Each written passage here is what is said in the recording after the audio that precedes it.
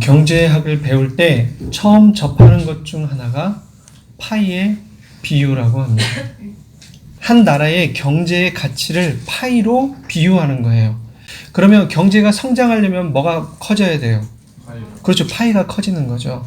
그래서 한 나라의 경제의 가치를 파이라고 하고 그 파이의 크기를 키우는 것을 경제 성장이라고 합니다.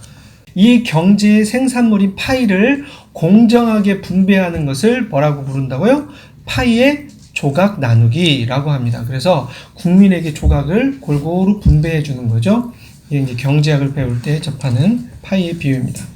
그런데 경제에서 항상 문제가 되어 왔던 것은 뭐냐면 성장과 불평등의 관계예요.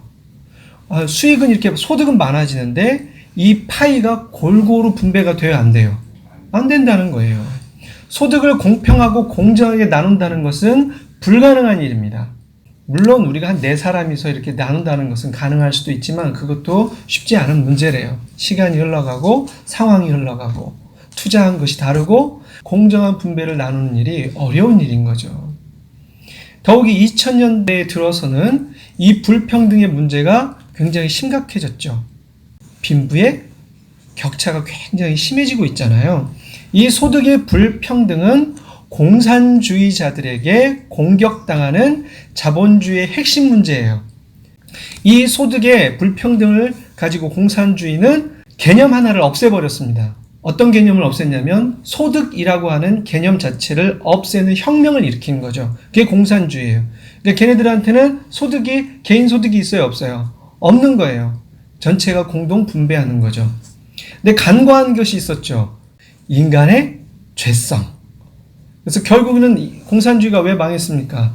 힘을 가진 상위에 있는 사람들이 폭리를 취했죠. 그리고 공동 분배라고 하는 성실한 노력 같은 것을 할 필요가 그래서 있어요, 없어요? 없게 된 거죠. 여러 가지가 이유일 수 있겠지만 이러저러한 이유들로 실제로 공산주의는 몰락하고 말았습니다. 자본주의, 우린 지금 자본주의잖아요.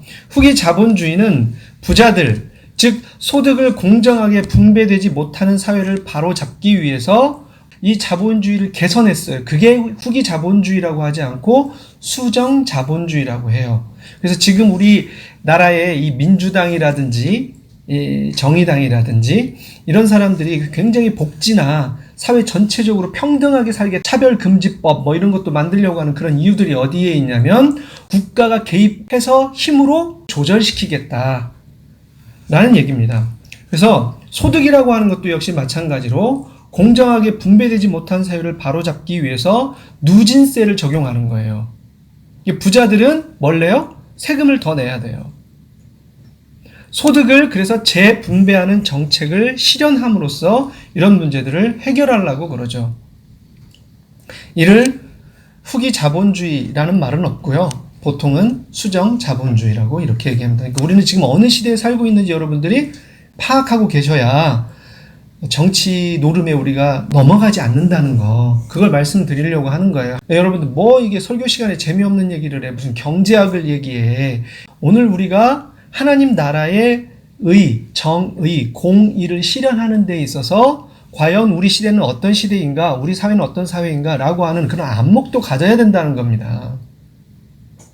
지금도 성장주의론자들은요, 파이의 비유를 들면서 파이를 키워야 각자에게 돌아가는 목도 크다면서 성장을 최우선으로 여깁니다. 이게 좀 나뉘죠. 파가. 그래서 우파 좌파 그러잖아요. 우리 사회가 고도 성장을 하던 시기에는 맞을 수도 있어요. 맞다? 이게 더 우세할 수도 있죠. 그러나 성장해 보았자 성장의 소득 대부분은 대기업과 부자들에게만 돌아가고 중산층이나 여러분과 저처럼 가난한 자들에게 돌아가는 몫이 적다는 거죠. 불평등이 이제 심해지지 않습니까? 그러니까 소비도 위축되고 사회적인 불만도 높아져 가는 거죠. 그래서 우리 국가를 우리가 살고 있는 이 대한민국이라고 하는 내가 살고 있는 이 사회의 단면을 보여주는 경제 지표들이 있습니다. 그걸 우리가 보통 OECD라고 들어보셨죠? OECD라고 하는 30개국 나라 안에서의 통계로 이렇게 잘 언급되는 이 통계로 한번 말씀을 드려볼게요. 우리가 1위 내지는 상위권을 차지하고 있는 지표들이 있는데 그게 뭐냐면 대부분 사회적인 불평등과 관련된 것들에 있어서 우리가 거의 1위를 차지하고 있어요. 우리나라는 최장시간 노동 1위입니다. 이에 반하여 상대적으로 임금은 적습니다. 그런 나라라고요. 최장시간 일을 하는데 30개국에 비해서 최고로 임금을 적게 받아요. 남녀 임금 차별이 1위입니다. 차별이 있는 거예요. 산재 사망률 또한 최고입니다. 일하다가 죽는, 우리나라 사람들 일하다 죽어도 그때뿐이잖아요. 무슨 법 이름 따가지고 내놓기도 하잖아요. 자살률은 수년째 1위인데 그중 노인층 자살이 높습니다. 최고도에 달한 노인 빈곤율에 기인한다고 합니다. 반면에 사회복지 지출 비율은 또 최하위입니다. 최고 높은 거죠. 따라서 가계 부채 비율이 높아질까요? 적어질까요? 높아지는 거죠. 복지가 잘 시설이 안 됐으니까 어떻게 해야 되는 거죠? 자꾸 돈을 더 대출을, 집을 살려고 해도 엄청난 돈을 대출을 해야 되는 거예요. 그래서 이상 국가를 만들겠다고 국가가 개입해서 이 나라의 부동산을 안정화시키겠다고 노력하는 거예요. 나름. 인천국제공항도 역시 마찬가지인 거고요. 국가가 개입해서 이상적인 국가를 좀 만들어 보겠다. 근데 이제 노력하는 과정이나 순차나 또는 공감대를 형성하는 문제나 이런 것들이 없이 어느 날 갑자기 탁 뛰어 올라오면 이 안에 있는 갭들은 혼란에 빠지게 되고 그것 때문에 사회는 불안정화될 수밖에 없어요. 이런 부분들을 차근차근히 밟아가는 일이 중요해요. 급하면 안 돼요. 좋은 것, 바람직한 것이 무엇인지, 그러면서도 시기상조인지, 아니면 어떠한 과정을 스텝 바이 스텝을 해야 되는지, 어떤 계단들을 올라가야 되는지, 우리가 특히 기독교인들이 좀 바른 시각과 또 바른 대안들을 제시해 줄 수 있는 우리가 필요한 것 같아요. 하나님은 그 시대의 빛과 소금으로 우리의 역할을 주셨거든요. 그러니까 우리는 단순하게 어려운 사람 좀 도와주기만 하면 되지, 이 1차원적으로만 생각하면 안 된다는 겁니다. 좀 더 배운 사람은 배운 학문을 가지고, 또 다른 직종에 있는 사람들은 자기의 상황을 가지고 하나님 앞에 헌신하는 일들이 필요한 거예요. 또 6번째, 사교육 지출 비율도 최고랍니다. 우리나라가. 그렇게 해도 잘 못 살면서 자영업자 비율이 높고 그로 인한 수익률은 또 매우 적어요. 자영업자는 많아. 그런데 수익은 또 적어. 저출산율이 1위예요. 일이 참 많죠. 우리나라가. 경제적인 부담이 큰 이유로 진단을 하고 있는데 저는 그것만은 아닌 것 같아요. 그죠? 우리 젊은 사람들이 이기적이 되어가고 있는 그런 사회 현상이라고도 보고 있는데, 젊은 층 사이에서는 어쨌든 헬조선이라는 말이 유행할 정도로 취업난도 심각합니다. 있는 일자리도 비정규직 등 불량 일자리가 많습니다. 그래서 연애, 결혼, 출산을 포기한 세대를 3포 세대라고 해요. 여기에다 두 가지를 더한 세대를 5포 세대라고 해요. 돈이 없으니까 인간관계 안 하겠다. 인간관계 포기하겠다. 누가 돌아가시든 말든, 누가 결혼을 하든 말든 그 관계를 포기하는 거죠. 예를 들어서요. 또 포기하는 게 뭐냐면 내 집 마련도 포기하는 거예요. 집 마련도 포기, 5포 세대라고 하는 거죠. 실제 우리가 피부로 느끼는 고통들입니다. 여러분, 우리에게 주신 이 하나님의 말씀은, 오늘 말씀은 성장과 아까 불평등이 있었죠. 성장 담론과 불평등 담론 중에 성경은 어디에다가 손을 들어줄까요? 그래도 끝없이 성장하라, 아니면 불평등을 해소하라. 어디에 손을 들어줄까요? 그렇죠. 불평등을 해소하라가 성경이 말하고 있어요. 그러니까 성경은 어떻게 보면 약간 사회주의적인 성향이 있어요. 그죠? 이 세상의 제도로 보자면 다 그렇다는 건 아니에요. 여러분이 오해하시면 절대 안 돼요. 자본주의 성향도 있고 다 있죠. 우리나라 사람들의 그 의식 구조를 보면 돈 씀씀이나 경제적인 성장과는 다르게 우리의 의식 구조는 아주 후졌어요. 후진국이라는 말은 다시 말하면 후졌다는 말이죠. 우리 의식 구조는 되게 후져 있는 거예요. 다 무슨 문제일까요? 에듀케이션의 문제예요. 교육의 문제인 거죠. 우리가 읽는 가난한 자를 학대하지 말라는 말씀 속에서 불평등의 문제에 손을 들어주고 있음을 보면서 우리가 도대체 어떤 교육들을 해가야 할 것인가 오늘 본문 한번 읽고 풀어나가 보도록 하겠습니다. 21절입니다. 함께 읽겠습니다. 시작. 너희도 애굽 땅에서 나그네였음이라. 하나님께서는 뭐 하지 말래요? 압제하지 마라. 학대하지 마라. 어떤 사람을? 최약체에 있는 사람. 그 사람을 지금 지칭할 때 쓰는 말이 뭐죠? 이방 나그네입니다. 여러분, 사회 전반적으로 우리가 가정 교육을 하고 가치 교육을 하고 학교 교육을 하지만 실제적으로 우리가 이 교육들이 잘 되었어요? 안 되었어요? 그러니 무슨 정서적인 교육이고 사회적 교육이 있었겠어요? 부실하지. 그래서 모든 교육이 입시 이꼴 뭐예요? 입시 이꼴 성공이지. 그러니까 무조건 대학을 들어가면, 좋은 대학 들어가면 사람들이 프랭카드를 걸어요, 안 걸어요? 현수막 거는 이유가 어디가 있어요? 우리 아이 성공했다. 나도 성공했다. 이거 자랑하려고. 그렇기 때문에 나보다 부와 권력이 높은 사람들에게는 출세의 과정에 있는 연결고리로 보고 온갖 아부를 다 떠는 거예요. 그렇지만 자신보다 가난하고 자신보다 조금이라도 약자라고 한다면 자기가 그 안에서 강함을 표현하려고 하고 깔보고 그리고 하대하는 거죠. 나이가 많든 적든 상관없어. 내가 조금 이 사람보다 돈도 잘 벌고 조금 높은 위치에 있다 그러면 나보다 나이 많은 사람도 하대하는 겁니다. 압제하려고 하는 거죠. 조금 배운 게 있고 말빨 좀 있고 그러면 하대하려고, 압제하려고 하는 거죠. 오늘 본문에서 하나님께서 선택한 첫 번째 사람, 이제 사회와 관련된 법들이잖아요. 사회와 정의에 관련된 법들. 이러한 문제들을 하나님께서 쭉 펼쳐 나가시면서 장애인들을 빼놓고 장애인을 가진 사람들 외에 하나님께서 사회적 위치에서 가장 약자를 누굴 들었어요? 이방 나그네를 들었어요. 우리 동네에 온 나그네도 사실은 뭐죠? 굴러온 돌이죠. 텃세를 부리는 거죠. 예, 이런 경우도 있어요. 같이 활동하시는 목사님인데 자기가 편입해서 들어왔대요. 편입해서 들어왔더니 오리지널이 아니라고 딸을 시키더라는 거예요. 이런 일들이 바로 텃세인 거예요. 압제하는 거죠. 굉장히 외롭고 힘들고 고통스러웠다 그럽니다. 그럼 교회 안에는 있을까요? 없을까요? 교회 안에도 충분히 가능하죠. 내 자리를 침범해, 내 위치를 침범해, 그리고 기존 교인들의 자리를 침범해 들어오는 사람들과의 관계에 의해서 마찰이 빚기도 하고 갈등을 일으키기도 하잖아요. 여러분은 안 그렇습니까?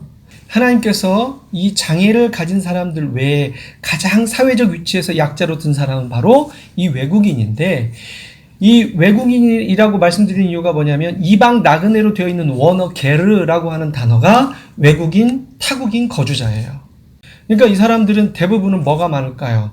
노예가 많아요. 일시키는, 우리나라도 그렇지 않나요? 노예처럼 판단하고 그런 인식 수준으로 그 사람들을 바라보지 않나요? 아시아에서 들어와서 우리 공장에서 옛날에 우리는 공돌이, 공순이 그랬잖아요. 근데 그 일을 지금 누구한테 시키는 거예요? 그 외부 사람들한테 시켜놓고 우리가 그 사람들을 대우하거나 처우하는 문제, 바라보는 문제, 관계를 맺는 문제에 우리 저희에 뭐가 깔려 있어요? 노예, 공돌이, 공순이 따위의 과거의 잘못된 관행들이 우리 안에도 지금 깔려 있다면 하나님은 그것에 대해서 말씀하고 계시는 거라는 거. 그게 오늘 본문 21절입니다. 가장 최악의 조건에 있는 사람을, 이런 타국인들인데 일단 말이 잘 통하지 않으면 우리가 하는 일이 뭘까요? 우습게 여겨요. 극소수의 문제, 나에게는 없는 문제라고 말하지 마십시오. 우리도 있어요. 일단 말이 잘 통하지 않으면 우습게 여깁니다. 악한 사람들은 그것을 이용해가지고 사기를 치고 정당한 대우를 하려고 해요? 안 하려고 해요? 정당한 대우를 해주지 않으려고 합니다. 인간의 죄성은 역차별이라는 것도 가져와요. 그래서 외국인들이 오히려 복지와 제도와 법을 최대한 이용을 해서 조금 우리가 그 부분에 좀 어리숙한 부분이 있다면 오히려 한국 사람들이 차별을 받아야 안 받아요? 더 받는다. 오히려 불이익을 당하기도 합니다. 일단 이런 사례는 다루지 않겠습니다. 보통은 외국인들이 배타적 성향 때문에 차별을 받는 예가 더 많기 때문에 그렇습니다. 보통 공정한 대가의 지불은 뒤로 합니다. 공정한 지불을 해줘요, 안 해줘요? 안 해줘요. 사람으로서 대우를 해줘요, 안 해줘요? 안 해줍니다. 이 공동체에서 우리 안에서도 그럴 수 있습니다. 사람으로 대우 안 하는 사람도 있을 수 있어요.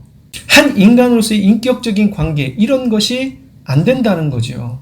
무엇 때문에 그럴까요? 아까 우리 계속 소득, 나에게 이익이 없어. 우리는 성경은 어떻게 얘기해 주죠? 네가 그 사람에게 이익이 되어주라고. 가족들 중에서도 보면 제일 떨어지는 사람이 있어요, 없어요? 그러니까 떨어지는 사람을 어떻게 하나요?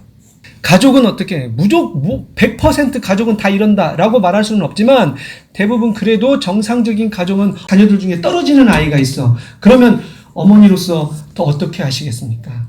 내가 더 많은 것들을 준비해 주겠죠.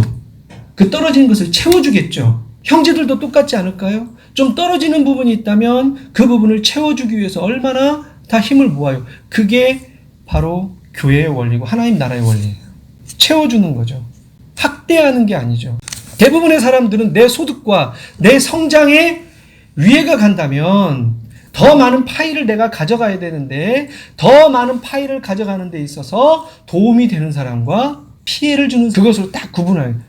한 인간을 기계나 종이나 노예로밖에 보지 않기 때문에 그렇습니다. 하나님께서는 이런 과정 속에서 불공정이 나타날 수 있는데 이 불공정한 관계는 내 나라에서는 절대 허락되지 않는다. 한 사람을 압제하지 말라. 오늘 본문에 압제하지 말라라고 나오죠. 이 압제라는 원어가 야나예요. 광포, 분노예요. 한 사람을 학대하지 말아라. 라하츠인데 누르다, 괴롭히다, 부수다라는 뜻을 갖고 있어요. 한 사람을 부수는 거예요. 이방 나그네를 뭐 한다고요? 괴롭히고 누르고 광포, 분노를 내는 거죠. 이 광포의 이 학대의 성향이 우리 인간에게 있을까요? 없을까요? 이 갑질의 성향이 있을까요? 없을까요? 있습니다. 여러분 자녀들에게 그런 적 없으세요? 광분을 내본 적 없으세요? 충분히 그렇다면 나도 어느 위치에 올라가면 그 위치 속에서 갑질할 수 있는 잠재적 요인이 될 수 있습니다. 현재 우리 상황에서는 가장 적절한 예가 갑질인 거죠. 그래서 회사에서 조그만한 매장 안에서도 조금만 높은 위치에 있다면 갑질을 해야 되는 겁니다. 광분을 내고요. 누르고 괴롭히고 그 사람을 철저하게 부서뜨리는, 이렇게 높은 자리에서 위치에서 그 사람에게 내가 분노를 내는 거, 그거 역시도 마찬가지로 압제입니다. 학대고요. 여러분 이러한 상황들에 대해서는 제가 열거하지 않겠습니다. 저 보십시오. 하나님께서 압제하지 말고 학대하지 말아야 할 이유로 하나님께서 내가 거룩하니까 라고 말씀하지 않으셨어요. 너희들은 그래도 의식 있는 놈들이잖아 라고 말하지 않았어요. 그 이유를 뭐라고 얘기하나요? 너희가 애굽에서 너희도 이방 나그네로 살았기 때문이야 라고 말합니다. 우리가 이걸 뭐라고 얘기하죠? 보통 개구리 올챙이 시절을 생각하라 라고 하잖아요. 그게 21절입니다. 우리 다시 한번 읽어보죠. 너는 이방 나그네를 압제하지 말며 그들을 학대하지 말라. 너희도 애굽 땅에서 나그네였음이라. 보통 사자성어로 우리가 역지사지라는 말을 많이 쓰죠. 그 상대방의 입장에서 좀 생각해봐라 라고 하는데, 이 개구리 올챙이 시절을 생각하라 라고 하는 사자성어가 있더라고요. 과두시사라는 말이더라고요. 개구리 올챙이 시절을 생각해라 라고 하는 사자성어가 있습니다. 그러니까 너는 생각해봐라. 나는 과거에 어떤 사람이었나.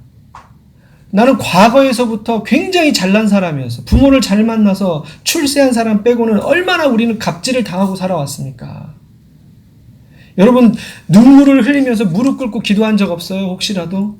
이 상황을 하나님께서 저에게 희망으로 바꿔주십시오. 이 위기를 넘길 수 있도록 해주십시오. 여러분 그런 적 없습니까? 그렇게 하나님께 살려달라고 겸손과 겸비함으로 기도하며 눈물을 흘리시던 적 없어요? 위기 속에서 제발 저에게 희망이란 걸 보여주세요 하면서 하나님께 기도한 적 없으십니까? 그렇게 아파하시던 적 없습니까? 그런데 우리가 또 우리 자신을 한번 추억해 보십시오. 조금만 가지게 되면 어떻게 될까요? 금방 그때의 인간을 잊어버립니다. 이스라엘 백성들은 포로 생활, 노예 생활을 2번이나 했습니다. 학대당할 때는 동네 개처럼 두들겨 맞고 인간처럼 대우받지도 못했습니다. 여러분, 요즘은 자기 자식도 두들겨 패요, 안 패요? 지난주에 지수가 사모님 얼굴을 주먹으로 쳤어요. 그런 시대에 우리가 살고 있어요. 이 제목만 딱 여러분이 얘기하면 큰 사건인데 라고 생각하시겠죠? 요즘 신문이 다 이런 식으로 낚시거리를 하더만요. 그죠? 저도 그래서 낚시거리를 한번 해봤습니다. 지수가 저한테 권투를 좀 배우고 잽잽 하는 거예요. 그러면서 사모님 얼굴에다가 잽잽 하다가 진짜로 탁 친 거예요. 조금 아픈 게 아니라 저는 이제 계속 들어보니까 계속 아프다고 그러는 거예요. 지수가 엄마 죄송해요. 좀 엄마 미안해요. 엄마 괜찮아요. 막 이렇게 옆에서 이제 아양을 떠는데 아프니까 짜증이 나니까 그거에 대해서 쉽게 이렇게 용납이 안 되는 겁니다. 그러다가 사모님이 나중에 한마디 크게 뱉은 게 있어요. 이게 뭐냐면 내가 아빠한테도 안 맞고 사는데 내가 너한테 맞아야 쓰겠냐? 이렇게 말을 했습니다. 그런데요. 뉴스를 통해서 접하는 실상은 요즘 애들은 부모를 때립니다. 가진 게 없는 부모는요, 가진 게 없어서 받습니다. 가진 게 많으면요, 더 달라고, 더 내놓으라고 때립니다. 힘과 끈이 다 떨어진 부모는 자녀들에게 맞을 수 있습니다. 그게 지금 세상인 것 같아요. 물론 과거도 그랬을 수 있겠죠. 아이들의 성향과 경향성에 따라 분명히 때릴 수 있다라는 것을 여러분들이 뉴스를 통해서 발견하십시오. 자식도 부모도 인간 대우를 받지 못하는 시대에 어찌 외국인이, 그것도 노예나 다름없는 그 외국인들이 이런 대우를 받는다는 게 이상합니까? 이익이라고 한다면, 파이를 얻겠다고 한다면 부모고 자식이고 없는 시대에 우리가 살고 있는데 조금 그런 성향들이 좀 보이지 않습니까? 위기의식을 가지셔야 돼요. 내가 나중에 맞겠구나. 내가 조금 늙고 힘없으면 빼앗아 가겠구나. 충분히 그럴 수 있어요. 그런 시대에 우리는 살고 있습니다. 그런데 외국인이라고? 아니요. 외국인도 그럴 수 있습니다. 여러분, 이 이상적인 일들이 어떻게 우리 교회와 기독교인들에게 가능할 수 있을까요? 세상이야 그렇 말든 그럼에도 불구하고 항상 우리는 압제하지 말라, 학대하지 말라라고 합니다. 평등하게 대하라고 합니다. 인격적으로 대하라고 합니다. 이게 어떻게 가능할까요, 여러분? 하나님께서는 이렇게 말씀하셨잖아요. 넌 항상 생각해야 된다고요. 너는 과거를 생각해라고 말씀하시는 거예요. 너는 지금 과거를 생각하면 어떤 존재인 줄 알아? 내 보배야. 내 보배. 내가 너한테 다 주는 그런 존재가 됐어. 너는 보배야. 그걸 생각하라는 거예요. 그래서 압제하지 말라는 겁니다. 가난한 자들을 도와주라는 겁니다. 그래서 이방인들의 친구가 되어주라는 겁니다. 될 수 있다고요. 그걸 어디서 보여줘야 됩니까? 우리 1차적인 사회, 가정, 그리고 2차적인 사회, 교회 안에서 보여줘야 돼요. 이 안에서 실현이 돼야 돼요. 오히려 우리는 나눠줘야 되는 사람들이 된다는 거죠. 왜? 너는 내 보배야. 과거에 어떤 사람이었는데, 이집트의 노예에 불과했던 사람, 너 과거는 정말 형편없는 것이고 어디에 내놓아도 너를 괜찮은 사람이라고 말해줄 수 없는 사람이었어. 그런 사람을 지금 뭐라고 얘기하시는 거예요? 넌 내 보배야. 지금 어떻게 되었어? 넌 제사장 나라야. 거룩한 백성이야. 거룩한 내 자녀야. 라고 선언해 주신 거예요. 과거에 내가 이랬는데 나는 지금 이런 대우를 받고 있네. 이걸 생각하면서 압제하지 말라는 거예요. 이걸 생각하면서 포악함을 그치라는 거예요. 이걸 생각하면서 그 사람들에게 모욕을 그치라는 겁니다. 갑질을 그만두라는 겁니다.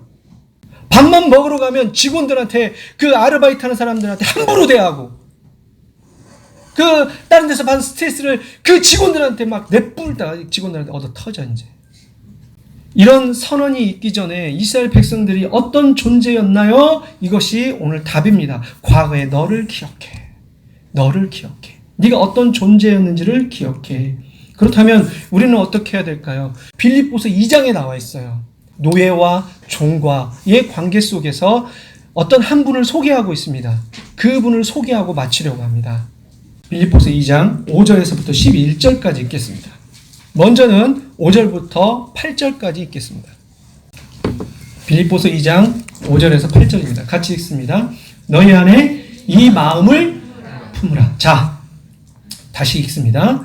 너희 안에 이 마음을 품으라. 예수의 마음.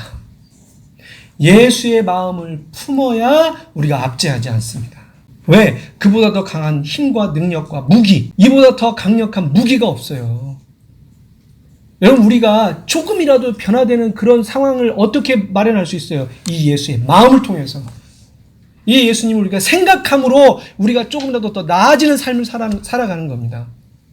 계속 있습니다. 너희 안에 이 마음을 품으라. 곧 그리스도 예수의 마음이, 그는 근본 하나님의 본체시나 하나님과 동등됨을 취할 것으로 여기지 아니하시고 오히려 자기를 비워 종의 형체를 가지사 사람들과 같이 되셨고 사람의 모양으로 나타나사 자기를 낮추시고 죽기까지 복종하셨으니 곧 십자가에 죽으심이라.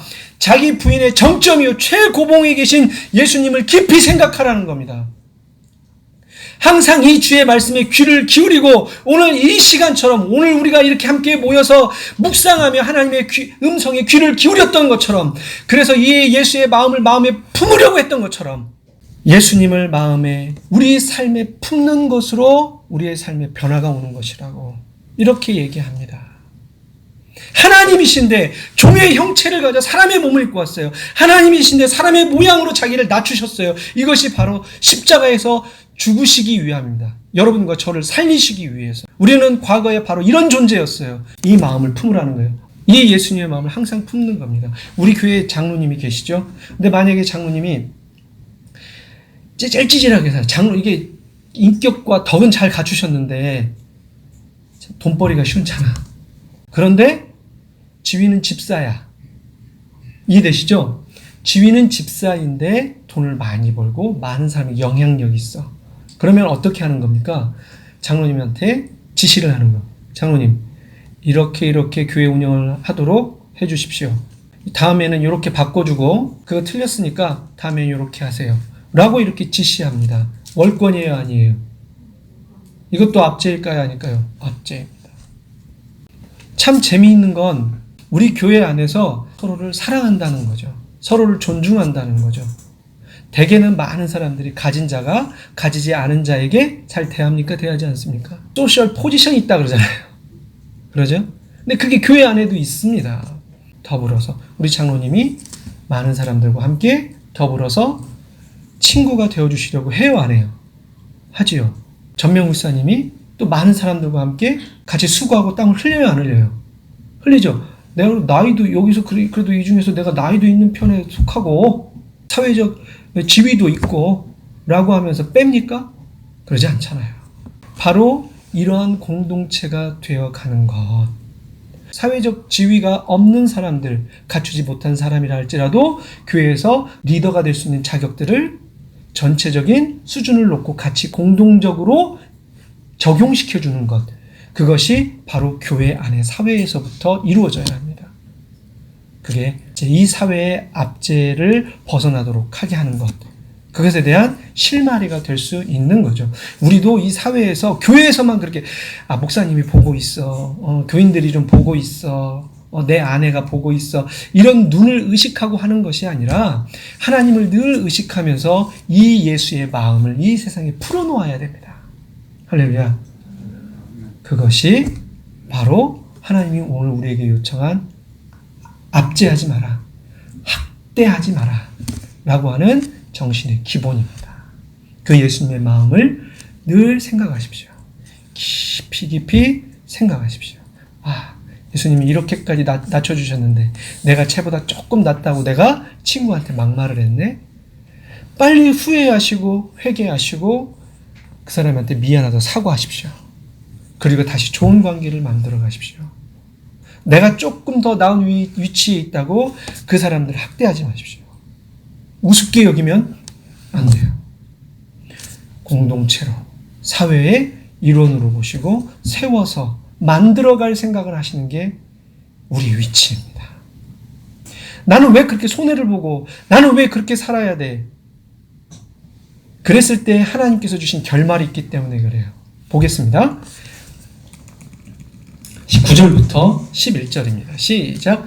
이러므로 하나님이 그를 지극히 높여 모든 이름에 뛰어난 이름을 주사 하늘에 있는 자들과 땅에 있는 자들과 땅 아래에 있는 자들로 모든 무릎을 예수의 이름에 꿇게 하시고 모든 입으로 예수 그리스도를 주라 시인하여 하나님 아버지께 영광을 돌리게 하셨어요. 할렐루야. 하나님께서 그 사람도 예수님처럼 세워주실 거고요. 이 일로 인하여 하나님께서 영광을 받으십니다. 할렐루야. 할렐루야. 우리가 그 영광을 위해 사는 거잖아요. 진정한 영광은 이 모든 상황들이 하나님이 기대하시는 사회적 공동체로 조금씩 변화되어져 가면서 하나님의 이름이 존귀하게 높아지는 것, 예수의 이름이 존귀하게 높아지는 것, 우리의 모든 실마리가 예수의 마음으로부터 풀어지는 것, 그런 세상을 주님이 우리에게 요구하고 계십니다. 우리가 함께 만들어갔으면 참 좋겠습니다. 기도하시겠습니다.